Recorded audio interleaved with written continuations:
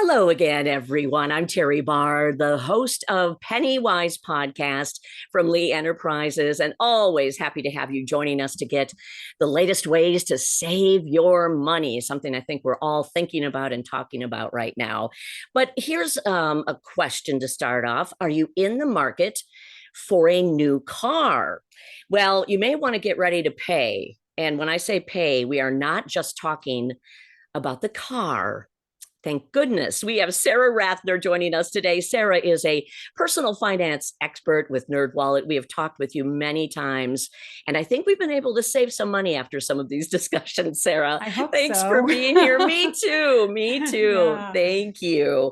Okay, so I want to start out. There's a new survey from AAA, and it is showing the annual cost of owning and operating a new car right now is up 11%. And that equals about an extra $10,000 from a year ago.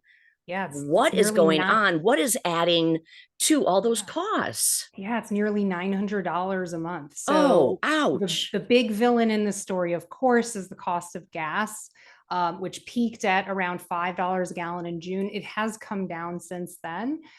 So hopefully it will redeem itself as the villain in this story at some point in the near future. But there are other costs associated with car ownership that you shouldn't ignore, that you should think about when you're looking to buy a car. Insurance is, of course, a big one. Certain types of cars are more expensive to insure than others. And you think about depreciation. That's when your car loses value once you drive it off the lot. A lot of times new cars lose their value more quickly at the beginning in the first couple of years, and then the depreciation kind of slows down as cars get older. And you also want to think about things like taxes, registration. Some states have personal property taxes associated with car ownership. So these are all ongoing costs of having a car. Okay, what about is there anything you can do to help keep these factors from adding up? You mentioned fuel price. What can you do?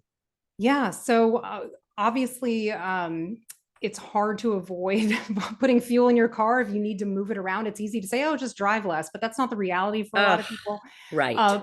But if you can reduce your driving, if you can carpool, if you can bunch your errands in such a way that you take a more efficient route, you limit how many times you get in your car. Those are all great ways to potentially lower your mileage.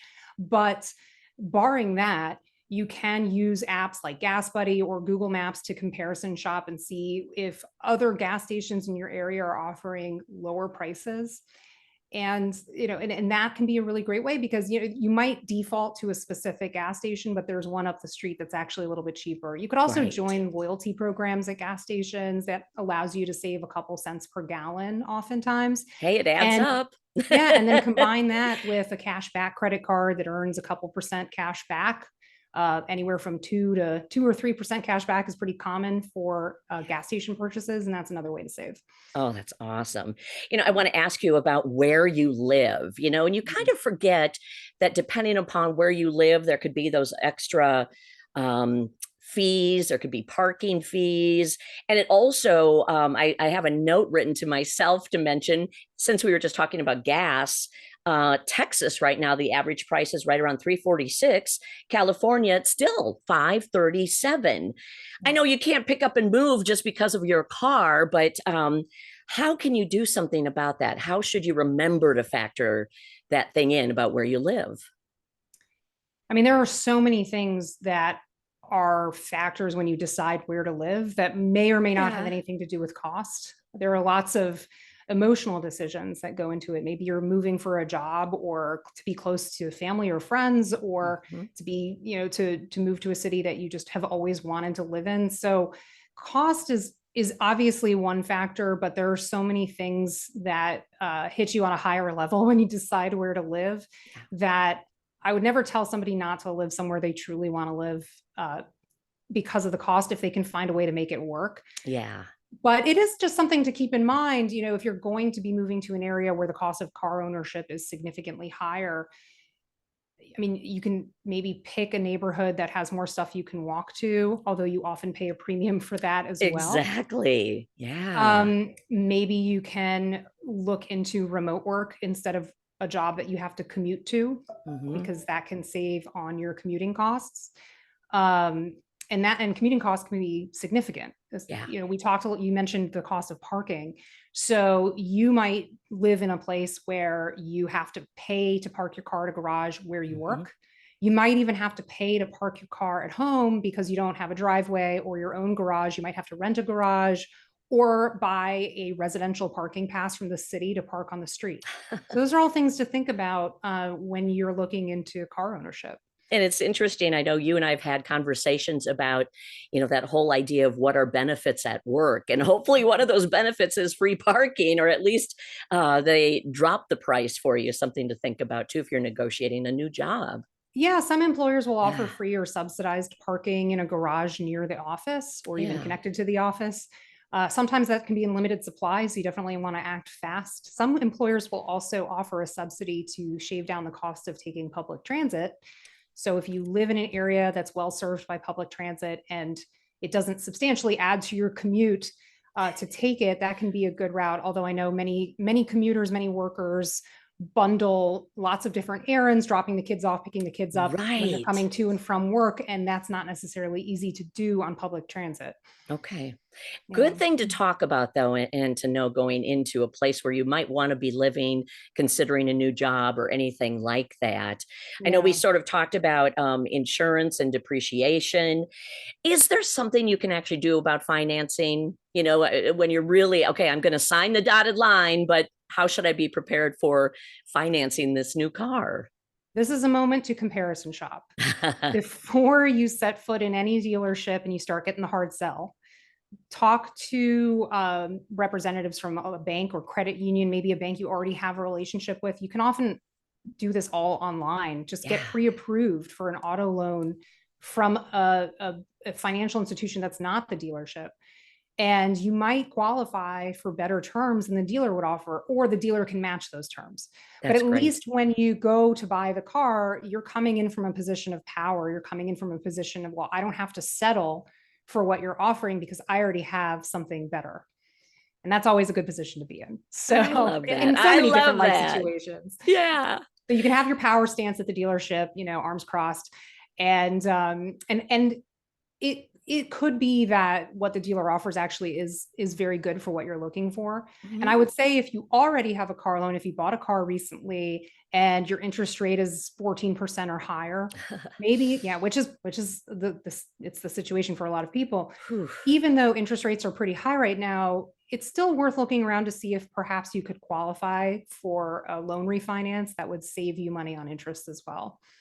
Why not when we're talking Yeah. about this stuff? Why And then not I save guess, money, right? yes, yes, Yeah. that's why we're here. Oh my goodness. And Yeah. then when we talk about the things I guess you have to have, license and registration, there's Yep. really, I mean, is there anything you can do about that? Probably not, I'm going to guess. No, Okay. you can't really negotiate the cost of renewing your driver's license and your registration. So Right. that's just something to be aware of and add to your budget, Yeah. basically. Yep. Those are thankfully pretty small costs compared to a lot of the other costs of car ownership. Yes. But it is just something to keep in mind, especially if you're relocating and bringing your car with you and changing Yeah. the registration over to a new state, things like that. Yeah. And do it right away. Don't wait. I Yeah, I waited think one there are time rules and about how long you can, it's like 30 days or oh, something like yes. And it'll that. Yeah. cost you if you wait past those 30 days. I can Yes, it vouch for will. that. Yeah. And one thing you have to sort of really keep an eye on too is regular maintenance. I mean, that will help the car last, but sometimes that could get a little pricey. It can. I mean, you're paying not just for parts, but also for labor. And both of those things are more expensive now. And Right. there might also be delays on specific parts. We've all been dealing with the outcomes of all these supply chain issues that have been going on for a while. So yeah, it's definitely something you don't, if something's going on with your car, you don't want to wait too long to get it looked at, just in case it's something serious, in case they need to order a part for you and there's a bit of a wait. Okay. Well, I'm going to go there and ask you now about electric cars. We keep Yeah. seeing so much about, if you can buy one now, do it. What do you Um, think? well, here's the thing. I mean, so there are many people for whom buying an EV is a good choice. It fits in with the way they live their life, with their commuting and driving habits. And they're able to either have a charging station in their own driveway or their own garage, or they live near a charging station or work near a charging station. Basically, the infrastructure exists in your life to support the care and feeding of an electric vehicle, but they are more expensive. And so if you're thinking about buying an EV just to save on gas, it's going to take a couple years to recoup that, those costs essentially. And so, it is cheaper to charge an EV than it is to fill up a gas tank on an annual basis, but you are also paying so much more for the car. There are lots of people who sort of split the difference, and they'll have one EV and one gas car in their household if they have two cars. But it really just depends on what's going on with your life. I mean, I personally live in an area where I don't have parking with my house. I have to park on the street, and I don't necessarily get a spot in front of my house every day. I usually don't. So for people who live in circumstances like that, maybe you live in an apartment building without parking, things like that, you're not going to have your own dedicated charging station. So that's something to think about. Yeah. Oh, wow. Okay. Good things to think about. Yeah. I mean, I think things are going to change pretty dramatically within the next 10 years. So there's still a lot to be seen.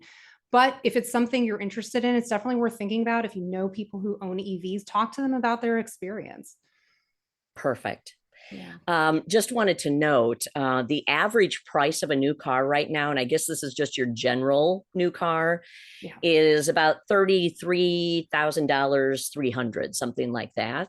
Yep. And that compares to last year, which was 32,000. Right. So it's only $1,000 difference, but that is an average. Yeah. So. And we've watched that price slowly creep up over the last couple of years. So I guess, Sarah, what would be the bottom line for people right now? Maybe they have to get a new car or just really want a new car. You're seeing all the new cars traveling down the highway on those trucks, and some people can't stand it. They want one now. I know. Yeah. Some people like to drive a car literally into the ground, and some people like to replace their car every 2 years. And that's a personal preference.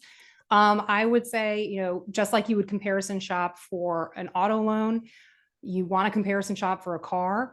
And just note that with the chip shortage going on, it's not unheard of for cars to be delivered to dealerships without their full features packages.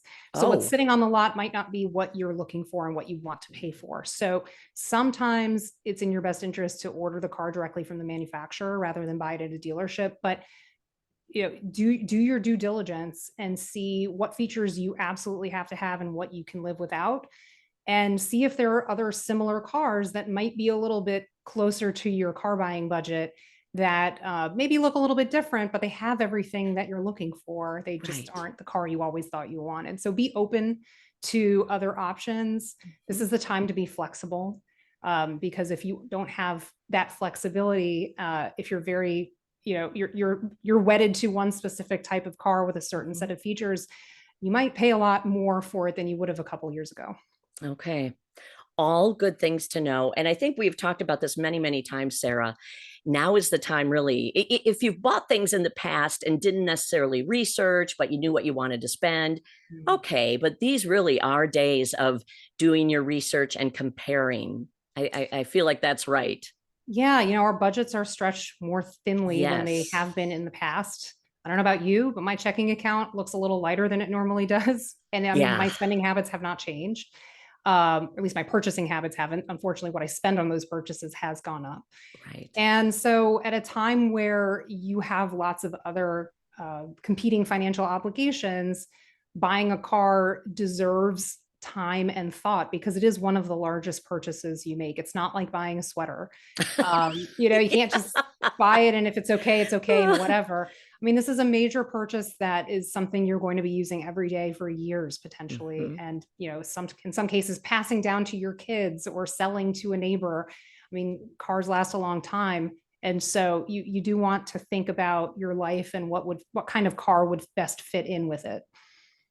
That's excellent. Oh, Sara. Sara Rathner. She is a personal finance expert with NerdWallet, and she does get to join us often to talk about your personal finances and saving that money that you're working so hard to make. Sara, thank you so much. Thank you. Yeah, and thank you everybody for listening to another NerdWallet podcast with Sara Rathner and I. I'm Teri Barr from Lee Enterprises. Great to have you along with us, and we just want to help you save that money.